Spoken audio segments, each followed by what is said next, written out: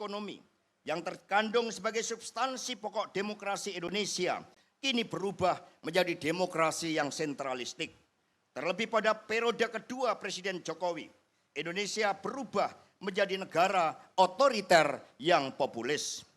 Sistem hukum yang seharusnya mengedepankan keadilan, dengan demikian melekat dengan narasi dan spirit pembebasan rakyat Indonesia, khususnya rakyat marhen. Jadi rakyat marhen ini adalah falsafah pembebasan manusia Indonesia yang lahir dari dialog Bung Karno dengan petani di Bandung Selatan. Maka marhen mewakili rakyat yang miskin, petani, nelayan, buruh, saudagar kecil, pelaku UMKM.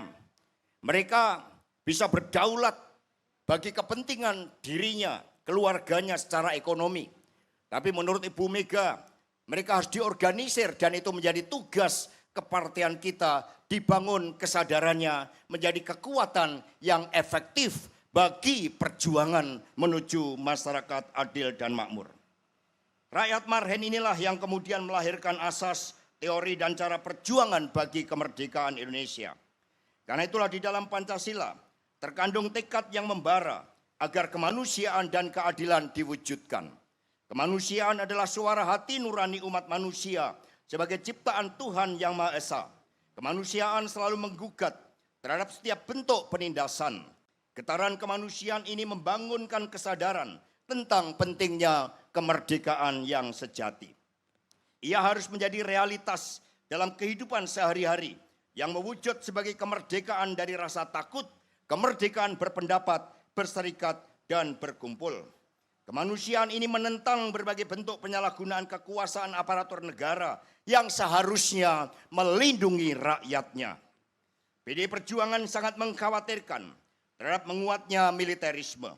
Kita juga menolak berbagai bentuk pembungkaman terhadap komponen masyarakat yang kritis sebagaimana sering disuarakan oleh masyarakat sipil akhir-akhir ini.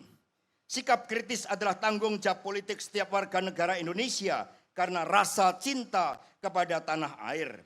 Sikap kritis tidak bisa dihadapi dengan represi, betul? Yaitu adalah cermin dari rasa cinta kepada bangsa dan negara.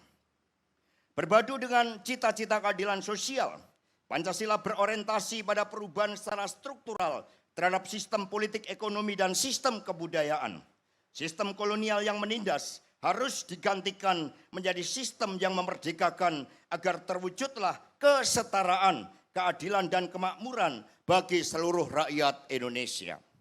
Jadi PDI Perjuangan namanya adalah Partai Demokrasi Indonesia.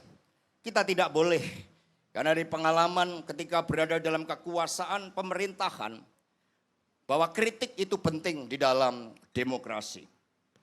Saudara-saudara sekalian, memperingati hari lahir Pancasila dengan demikian harus disertai dengan kontemplasi. Disertai dengan pertanyaan kritis untuk melihat realitas yang terjadi dalam kehidupan masyarakat, bangsa dan negara kita. Pertama, apakah falsafah dan nilai-nilai Pancasila telah benar-benar dipahami sebagai landasan kebijakan politik terpenting dari negara? Kita sangat menyesalkan bahwa demokrasi politik dan ekonomi yang terkandung sebagai substansi pokok demokrasi Indonesia kini berubah menjadi demokrasi yang sentralistik. Terlebih pada periode kedua Presiden Jokowi, Indonesia berubah menjadi negara otoriter yang populis. Sistem hukum yang seharusnya mengedepankan keadilan telah diubah wataknya untuk tunduk pada kekuasaan. Bahkan aparat penegak hukum dan seluruh aparatur negara telah diturunkan derajatnya menjadi alat mobilisasi elektoral dan pelindung elit kekuasaan. Ini yang terjadi pada pemilu 2024 yang lalu, maka di dalam Rakernas PDI Perjuangan meminta maaf kepada seluruh rakyat Indonesia atas perubahan watak kekuasaan akibat ambisi kekuasaan. Ketika berbagai kasus kriminalisasi politik hukum terjadi, telah memunculkan suatu kritik yang sangat kuat bahwa tanpa supremasi hukum tidak akan ada bangunan politik yang kokoh. dan tidak akan ada bangunan sistem perekonomian yang bisa tumbuh berkembang untuk kemakmuran. Sistem hukum yang berkeadilan adalah fondasi pokok. Tanpanya tidak akan ada penghormatan terhadap kemanusiaan, kerakyatan, dan keadilan. Tanpa hukum yang berkeadilan, semua menjadi mahal dan penuh ketidakpastian. Pertanyaan kedua, apakah demokrasi politik dan ekonomi benar-benar hadir sebagai jalan keadilan sosial bagi seluruh rakyat Indonesia sebagaimana dicita-citakan oleh Bung Karno di dalam pidato 1 Juni 1945. Dalam perspektif ini pun, Indonesia saat ini menghadapi persoalan yang sangat-sangat serius terhadap fiskal, moneter, dan kehidupan perekonomian di sektor real.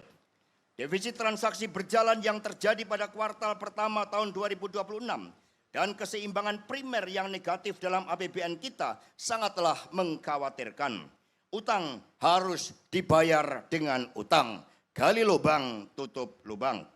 Terlebih dengan pelemahan rupiah akhir-akhir ini yang menggambarkan adanya persoalan yang bersifat struktural dan ada persoalan terkait dengan kepercayaan.